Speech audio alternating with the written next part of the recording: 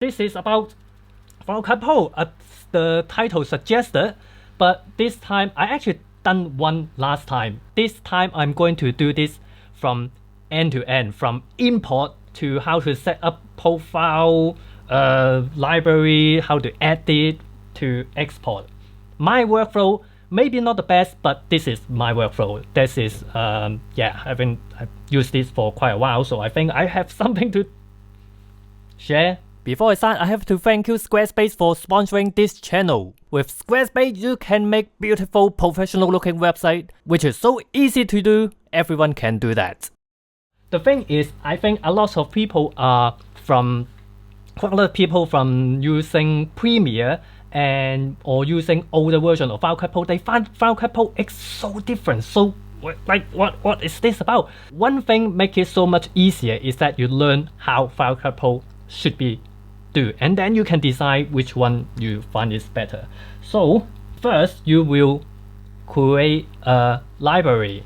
I usually make one library per video. Of course, if you are not doing YouTube, you may be doing other kind work, you may use different system. This one DJI Osmo Pocket First Log, I will have one library for just this video and then have the date on it as well. Right click on this library, show package content. You can see actually it is a folder. It had a lot of things in there.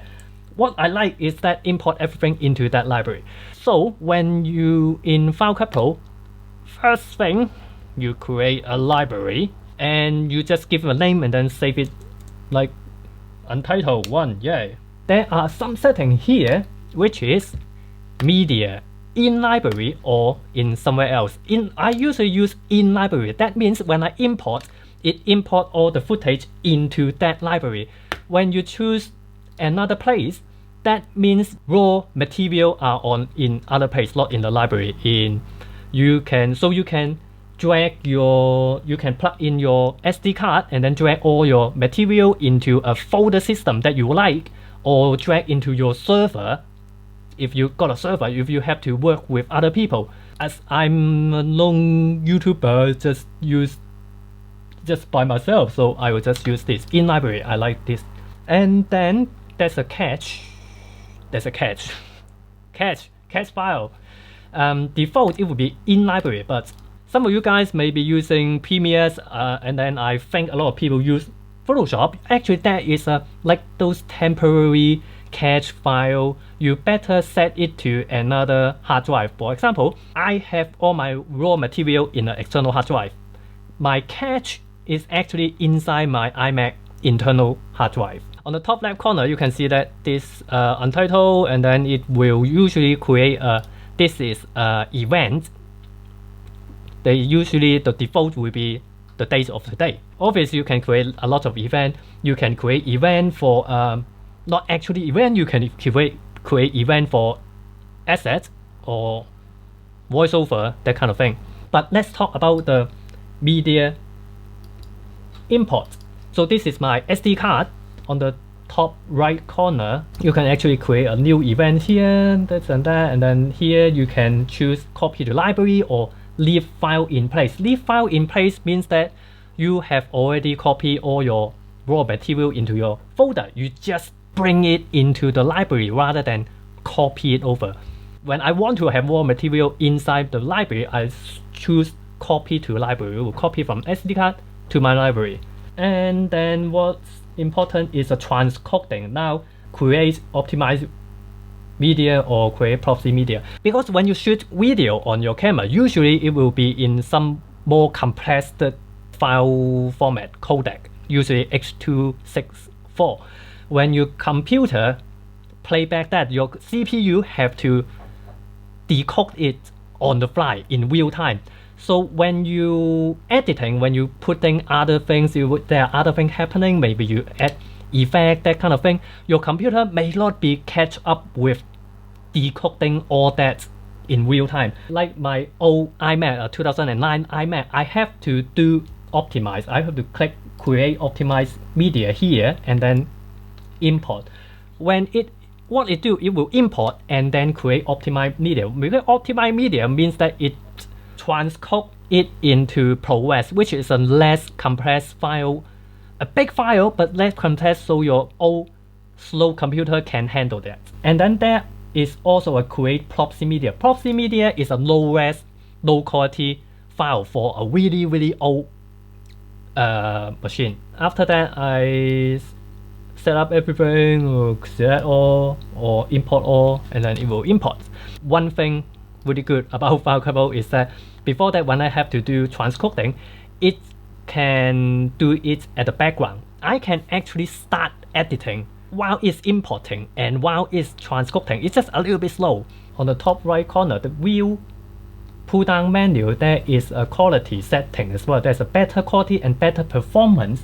Usually when you click better performance, when you play back anything, it will be in a little bit low res, a kind of blurry image, so that your machine can keep up. If your machine can keep up, you can do better quality, so it will play back in the best quality. One more thing about the quality is that down there's a media. You can choose between optimize / original. Now if I choose optimize / original, if I have optimized transcoding, it will use the optimized transcoding, which is a ProRes. If it don't, like I don't do transcoding, it will play back the H.264 file directly from the file from your camera, if your camera can keep up. But then down there's proxy. When you click proxy, it will use everything. The whole File Couple will turn into using proxy. And as you can see now, it tell me missing proxy because I don't have proxy. So now create a new project, and then I usually will start with a draft. I usually shoot in 4K, and then I will edit in 2560 and times 1440 and 25 frames per second in Hong Kong. We're using PAL system. And then other things, you don't really have to change other. The default will be ProRes 422. This is just a really normal rendering for most people. It will be good for most people, so just stick with it. One thing is that I like this kind of like film strip. Now you can switch it back to the more traditional. You see each file, and then you see the preview on top. But I really like this new film strip. You just see everything. It's also really great for if I want to pick something. Depends on the visual. For example, if I'm editing like drone footage, this is so much better than looking at just file names. And also I can see the waveform here. I usually use the waveform to see which part is the important bit, because for YouTube video, usually only the talking bits are important. When you mouse skim around, it will just show you the visual. I just like this a lot. You don't have to click and this and that. You just hover it. I want to start from here, so I will press I for in point, and then I press spacebar, play, and then for example, I stop here. I press O for out point, and then press E on the keyboard to put it at the end of the project. So I got this on the project, on the timeline, and then I pick another one, maybe that, and I'll click E at the end, another part, click E. So you can see this is a really quick way to edit. This part, click E, and this part, click E. And then if you want to insert something in between, you position the playhead in the timeline, like here, and then I press W. W is between. So that's in between. So I will start from here. I in point, play, and then I listen to what I'm saying. And then maybe I stop here, press O for out point, and then W for between. If you want to insert a cutaway, you position it, for example, here, and then I get a product shot, in point, out point. For cutaway, press Q. Now you can see it just put it above that clip. you don't have to create another timeline. You don't have to actually create another layer. I think this is something that people from Premiere don't find it really weird, but it is actually what I like. But you can see the good thing about it is that this clip actually moves with the clip below. Also, this timeline is so different to Premiere, because when you move something to the back, it's just slap back together rather than create a space. This clip, if I want to shorten it, I don't want to cut. I don't have to cut it. I don't want to pick another tools. I just move my cursor. Now the cursor is still a arrow, the normal cursor. When I move it towards the end of this clip, it will change to another icon. And now, when you drag it, you actually drag more from this clip or shorten it. And then the about viewer will show you what is it there as well. Usually, it's just another tool, which is this tool. I don't even remember what's the name of this tool. What's it called? Trim. Okay, trim. Press T, and then this, you can move the cut point from there. So usually it's just two different tools. The usual arrow. For this, I can shorten each clip, or the T to trim between the cutting point.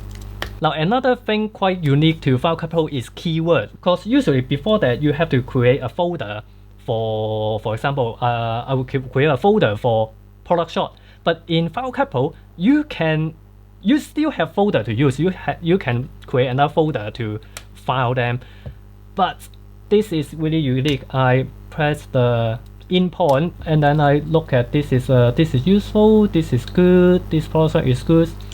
Now this is no good, so I go back a little bit, set the out point, and then I can set this bit as product shot keyword. After I set keyword, the video can still stay in with other video clip, but when I pick the product shot on the left, it just shows me the useful bit of all the product shots. That's the USR review. Like this product shot keyword. These are when I want to pick some product shot, I can just go to the product shot keyword, and then it shows me all the keyword I have set before. So this is two things. I think this is really important when you start learning Final Cut Pro, that you follow the way Final Cut Pro should work.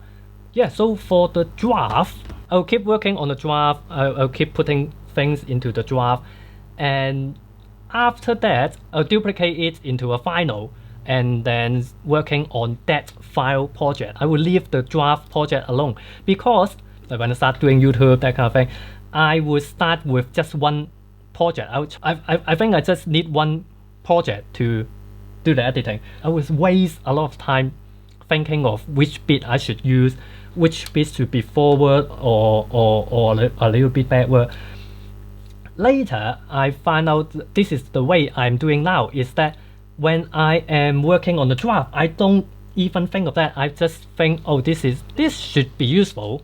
I don't spend too much time thinking of, is it actually useful? I just put it into the draft. I just keep picking things from the raw material, just put it into the draft. After I finish the draft, I duplicate it into final, and then I have a better picture of how the video flow should it be, and then I can delete something that I think this shouldn't be that important. Also, if I change my mind, I can still go back to the draft project to pick it back into the final project. It's like you're working in Photoshop. When you want to change anything, you should usually duplicate the layer. It's just the same concept. For example, this is the actual draft I did before. You can see there's there's no transition, no nothing. It's just clip after clip. There's some cutaway. So now I got a draft project, and then I duplicate into the final project. I work on the final project and trim down base, add transition, add color correction. Actually, I would talk about a little bit about color correction, and then I add music, that kind of thing. So after I done that, I usually would go back to the beginning and then watch it again to find out is there anything is still not that really important or not that interesting. I will cut it out. If I got time, I'll watch it the third time, because when you shoot your video, you edit your own video, you always tend to think a lot of them are important because it is your own work, it's your own baby. But I edit it the third time because that at that time I would start to get bored of my own video already. So that will be better for me to spot things that is not that important, not that interesting, so I then cut them out, make it a more tighter video. Is that in YouTube, I usually want to make people feel like they don't have enough of my video rather than feel that the video is too long. Well, at least I try to achieve that. Now I have another video that talk about color correction, which is up there. Now if I go to the color correction, I will use waveform. Actually, a lot of people from photography background, they would prefer histogram. I was one of them as well. But people keep telling me waveform is better for video. So there was a time I actually have both of them on the screen. This is how I learned to transition from histogram to waveform. Now just like you do color correction on photo, you should trust the scope. You should trust the histogram or waveform in this case rather than your eye, because your eye will get affected by the surrounding. So I will look at the waveform and then first set the highlight. Usually for me, for my video, actually usually quite simple. Set the highlight and then set the shadow, and then I will add a color curve at a point to protect the highlight, and then bring it up a bit, and then go back to color wheel, bring down the mid-tone a little bit. I usually do this to add a little bit more contrast. Or for example, if it's this one, quite back lighting, bring down the highlight and then bring down the shadow. After you bring down the highlight and shadow, your brain actually got a highlight and shadow reference. So now when you go to color curve, you can actually use your eye to judge. I will add a point to protect highlight and then bring up the shadow. Depends on how much I want. And then go back to color wheel. Usually when I bring up the shadow will need a little bit boost on saturation, not too much, a little bit. So this is pretty good. Maybe a little bit highlight saturation. And then if you have to correct color cast or correct white balance, you usually only have to adjust highlight. Remember that it's just, actually I don't even know why, but just remember that usually you just have to adjust highlight. So you can push it to green or red tint or yellowish or bluish, before, after. So this, you can see there is a adjustment layer there. Now this is something that I don't understand why Final Cut Pro don't have that. This adjustment layer, I have to download it. Some people create this for Final Cut Pro. Adjustment layer, it's just the same thing as in Premiere, is that you can put this layer on top of this clip, and you can just do one adjustment, one color correction, and then apply to all the clip below that. If you want that, it's actually very easy. You just go to Google, you just Google Final Cut Pro 10 adjustment layer, and there are quite a few. Yeah, I mean, this is a workaround. So if you want adjustment layer, this is so useful. You should just Google adjustment layer, download that. It's time to export. Up there, you got a master file. I usually just use a built-in master file thing. Just pick the format video and audio, obviously, and then just pick ProRes. Will be useful when you export it, and then you got something else to do with After Effects. But for upload to YouTube, I just pick H.264. It actually got a quite good balance between quality and file size. Now, one thing you have to be careful is that if you use Plupsy, For example, when you edit, when you pick Plupsy here, the whole Final Cut Pro just use Plupsy for everything, including export. And then you export from that. It will export a really low res, really blurry file. So if you use Plupsy, you really have to remember you edit with Plupsy so that your old computer can handle. Before you export, change it back to optimize original. One thing really great about Final Cut Pro is that it auto save everything. You don't have to save your project. Actually, it don't even have a save option. Every step you do in the timeline, it just save every single step you've done. Now usually even if it crash, even if your whole computer crash, it still have that save. But I have experienced a few times actually, after it crashed, when I open it again, it just said my project is damaged. It's like I just no way I can open that project again. I just wet. It just wet over me. It's like hours of work just gone. Actually no, because Final Cut Pro actually still got a backup for those projects as well. Now if you remember, when I create a library, there is actually a setting for a place for your backups. So when you go to that folder, these are all the automatic backup, and you can go to here. You can see it even label them in the time that is saved.